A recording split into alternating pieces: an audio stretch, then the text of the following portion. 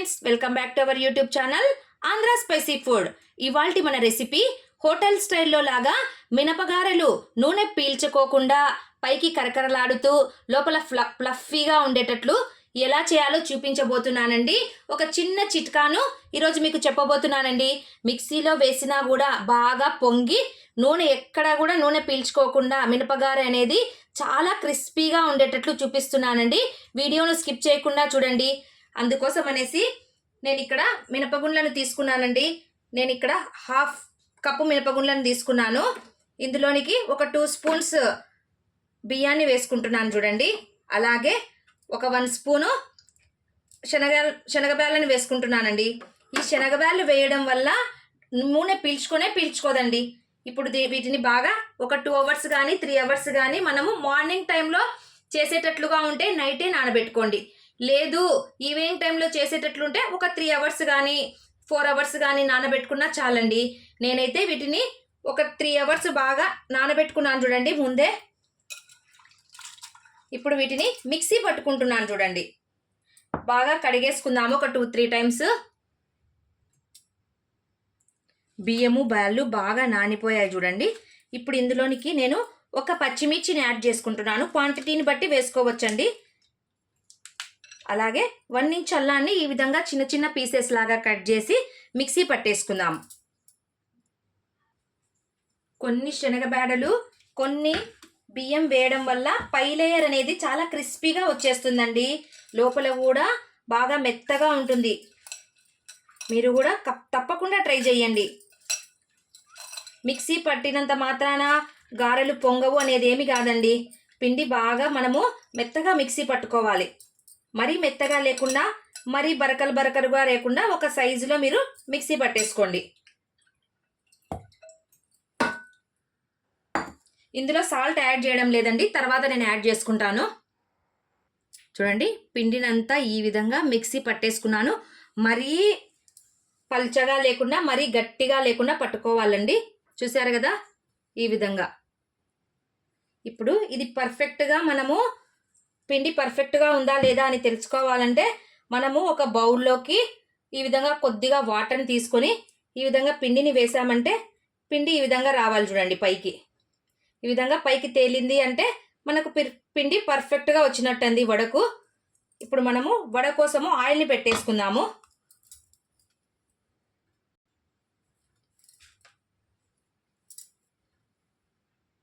చూడండి, oil heat అయ్యేలోపు నేను ఇక్కడ పిండిలోనికి ఒక పచ్చిమిర్చిని సన్నగా కట్ చేసుకున్నానండి. అలాగే కొద్దిగా అల్లాన్ని, ఈ ఫ్లేవర్ తగులుతూ ఉంటే వడ బాగా టేస్టీగా ఉంటుందండి. అలాగే కాస్త ఫ్రెష్ కొత్తిమీరను కూడా వేసేసుకుంటున్నాను చూడండి. ఇప్పుడు కరివేపాకును ఈ విధంగా చిన్న చిన్న పీసెస్ లాగా కట్ చేసి వేసుకుంటున్నానండి. కరివేపాకు డైరెక్ట్గా వేసే కంటే మనము ఈ విధంగా కట్ చేసి వేసుకోవడం వల్ల దాని ఫ్లేవర్ అనేది వడలోకి బాగా వస్తుందండి. ఒకవేళ ఆనియన్స్ వేసుకునే పాటైతే ఆనియన్స్ వేసుకోండి. నేనైతే ఆనియన్ వేయట్లేదు. ఇప్పుడు తగినంత సాల్ట్ని యాడ్ చేసేసుకోవాలి. నేను ఇక్కడ వంట సోడాని యాడ్ చేయడం లేదండి. మీకు కావాల్సి వస్తే వంట సోడాను వేసుకోండి. నేనైతే ఇంక వంట సోడాను వేసుకోవడం లేదు. ఇప్పుడు పిండిని బాగా కలిపేసుకోవాలి. ఇవి సేమ్ టు సేమ్ హోటల్లో ఎలా ఉంటాయో అలాగే వస్తాయండి.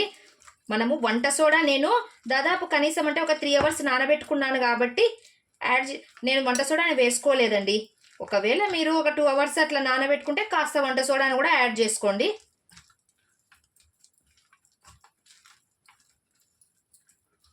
చూడండి, ఇప్పుడు ప్యాన్లో ఆయిల్ వేసుకున్నాం కదా. ఆయిల్ హీట్ అయిందో లేదో ఒకసారి చెక్ చేసుకుందాము. ఆయిల్ వేడెక్కిందండి. ఇప్పుడు దీన్ని లో ఫ్లేమ్లో పెట్టేసుకొని ఏదైనా క్లాత్ కానీ లేదు అంటే ఏదైనా పేపర్ ఉన్నా సరే అండి. ఈ విధంగా నేను ప్లాస్టిక్ పేపర్ని తీసుకున్నాను. దీనికి కొద్దిగా ఈ విధంగా చేతికి తడి చేసుకొని చూసారా, చూడండి.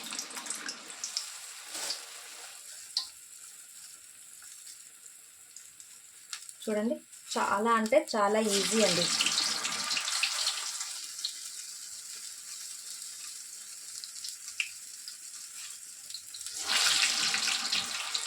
మనము వడలను వేసేటప్పుడు మంటను లో ఫ్లేమ్లో పెట్టుకొని వేసుకోండి. ఫస్ట్ సారి వేసే వాళ్ళకు కొద్దిగా ఇబ్బందిగా ఉంటుంది కదా.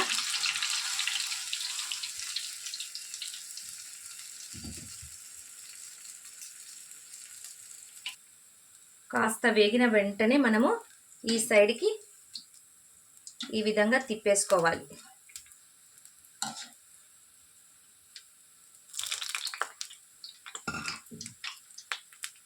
ఒకసారి తిప్పిన తర్వాత ఫ్లేమ్ అనేది మనము మీడియంలోకి అడ్జస్ట్ చేసుకోవాలండి. మరీ లో ఫ్లేమ్లో పెట్టుకొని కాల్చుకోవద్దండి. మన ఇంట్లో ఏ అకేషన్ అయినా కూడా మనం ఫస్ట్ స్టార్టింగ్లో చేసుకునేది వడలే కదండి. ఏ ఫంక్షన్లో అయినా, లేదు అంటే ఏదైనా ప్రసాదంగా అమ్మవారికి పెట్టాలన్నా కూడా మనం వడలను చేసుకుంటూ ఉంటాం కదా. ఈ విధంగా వడలను ఒక్కసారి చేసి చూడండి. వంట సోడా వేయనవసరమే లేదండి. మనం ఎంత బాగా మినపగుండ్లను నానబెడతామో అంత బాగా వడ బురబురా అని పొంగుతుంది చూడండి. ప్రతి అకేషన్లో మనకు కంపల్సరీగా వడను చేస్తూ ఉంటాం కదా. మీరు కూడా ఈ రెసిపీని తప్పకుండా ట్రై చేయండి.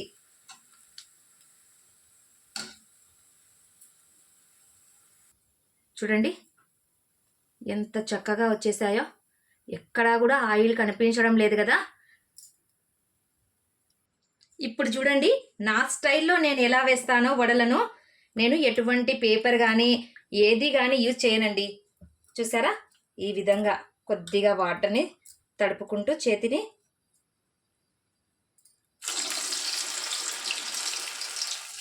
ఈ విధంగా చేతితోనే నేను వడలను వేస్తానండి. ఇలా వేయడం నాకు భలే ఆనందంగా ఉంటుంది తెలుసా. చూసారు కదా, ఏ పేపర్ కానీ ఏ క్లాత్ కానీ నేను యూజ్ చేయనండి. నాకు ఇలా వేస్తుంటే చాలా సంతోషంగా ఉంటుంది. చూడండి చూడండి చూడండి చేత్తో వేసిన మనకు పేపర్ మీద ఒత్తి వేసినా చూడండి వడ చూడండి ఎంత బాగా పొంగిందో కదా.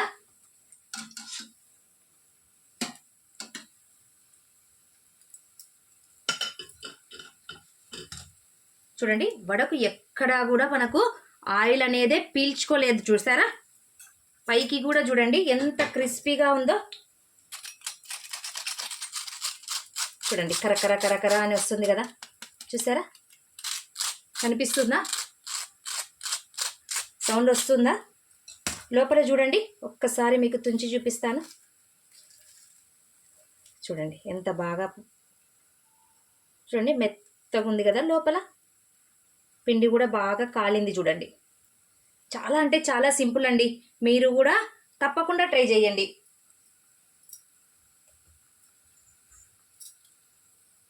చూడండి మినపగారెలు రెడీ అయిపోయాయండి.